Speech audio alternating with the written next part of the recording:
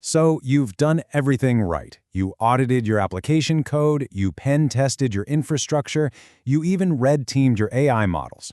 But what if I told you there's a massive, unaudited security gap that most teams are completely blind to? See, it's not in your code and it's not in your model, it's in the tools your AI agents are using every single day.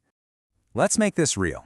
Picture a vulnerability. We'll call it CVE 2025-6414 for this example. This isn't just some minor bug. It leads to arbitrary OS command execution. Now, in plain English, that means an attacker can run whatever command they want on your system and effectively take it over completely. And its severity score, a whopping 9.6 out of 10. That's critical.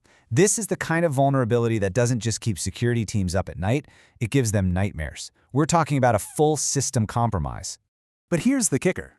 The source of this catastrophic vulnerability, it wasn't a flaw in the large language model. It wasn't a bug in your application's logic. All the usual suspects, all the places you normally check for security holes, they all came up clean.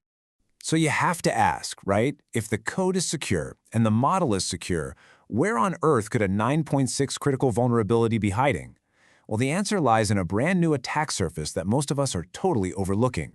The problem is hiding in what we call the AI supply chain. Think of it like an assembly line for your AI agent. It's not just the AI model itself, it's all the other parts and pieces, the tools, the plugins, the external services that have to come together to make it work. And that right there is the new frontier for threats. An AI agent system really has three core layers. First, you've got the model. That's the brains of the operation. Second, the orchestrator. That's your application code, giving it instructions. And third, you have the tools, all those external plugins and services the agent uses to interact with the real world. Now, we are laser-focused on securing the first two, but that third layer, the tools, for most teams, it's just a huge, unchecked blind spot. So where did that 9.6 vulnerability come from? It was hiding in plain sight. It was in a tool, specifically a little thing called a Model Context Protocol, or MCP server. Just think of it as a bridge that connects your AI to other tools.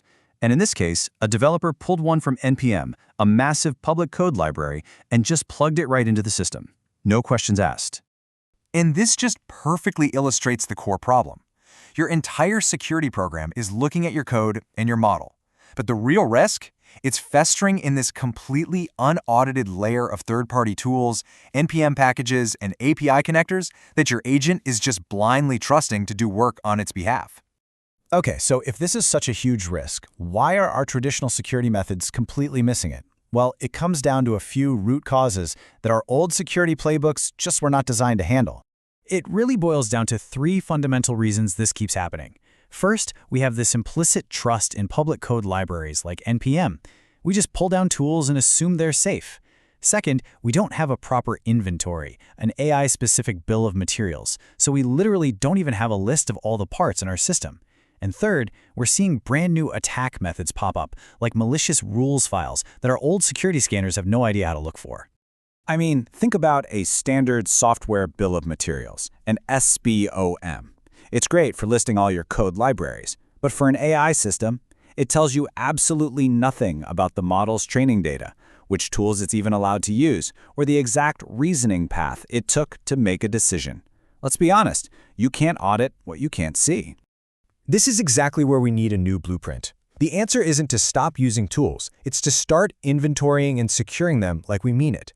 And this brings us to the core concept of the AI Bill of Materials, or AIBoM. So, what is an AIBoM? Think of it like an SBOM on steroids, built specifically for AI. It's a machine-readable inventory that doesn't just list your code, it documents everything. The model's lineage, the datasets it was trained on, the exact tools it can access, and the environment it runs in. It is your single source of truth for audit and compliance. So, what really goes into a useful AIBoM? Well, it has three key components. First, model provenance. Where did this model come from and what was it trained on?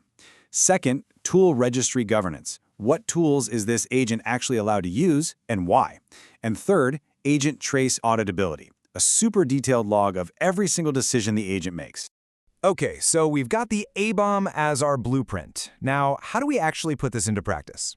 Let's walk through a 5-layer defense architecture that takes this concept and turns it from a neat idea into a concrete, practical security strategy. Layer 1 is all about locking the front door. You create a strict allow list of approved tools. If a tool, or one of those MCP servers we mentioned, isn't on that list, it doesn't get in, period. And to even get on the list, a tool has to declare its source code, its cryptographic hash, and exactly what permissions it needs to run. Layer 2 is about verifying what's inside the box. For every single approved package, you verify its integrity by checking its hash against the official published version. This is also where you just apply some common sense. Does a tool that just connects to a weather API really need access to your operating system's shell? No way! Flagging that kind of permission abuse is exactly how you prevent vulnerabilities like the one we started with. Layer 3 is all about automation. Look, you're not going to create these AI bombs manually in a spreadsheet. You use a tool, let's call it an AI bomb generator, and you integrate it directly into your software deployment pipeline. This means every time you release a new version of your agent, a complete signed inventory is automatically generated and attached to it. Layer 4 is about radical transparency. You need a system, let's call it Agent Trace, that logs every single thing the agent does, every thought it has, every tool it calls, every piece of data it touches. Think of it as the black box recorder for your AI. Because when something inevitably goes wrong, this is your only way to get a perfect record of what actually happened. And finally, Layer 5 is about staying vigilant. Security is not a set it and forget it kind of deal. You have to constantly check your defenses against known threats, like the ones listed in the OWASP Top 10 for AI security. This means regularly asking tough questions. Could an attacker hijack our agent's goals? Could a compromised tool get installed in our supply chain? This turns security from a one-off audit into a constant, proactive ritual. So why does all of this matter? I mean, beyond just preventing a critical vulnerability, there are some pretty significant business drivers here. The stakes involve both regulatory compliance and the very real, very high cost of a breach. Think about it. Major regulations like the EU AI Act are already here, and they explicitly mandate traceability for high-risk AI systems. So how do you prove to a regulator what your agent did and why it did it? Without an AI bomb and detailed agent traces, you can't. It is that simple. You are basically non-compliant right out of the box. All of this leads to a new, unavoidable mandate for any team that's deploying AI agents into the real world. The game has totally changed, and our security posture has to change right along with it. So let me end with this one question. You scan your code for vulnerabilities. You scan your containers for misconfigurations. But are you scanning your AI supply chain? Because as we've just seen, that's exactly where the next critical threat is waiting.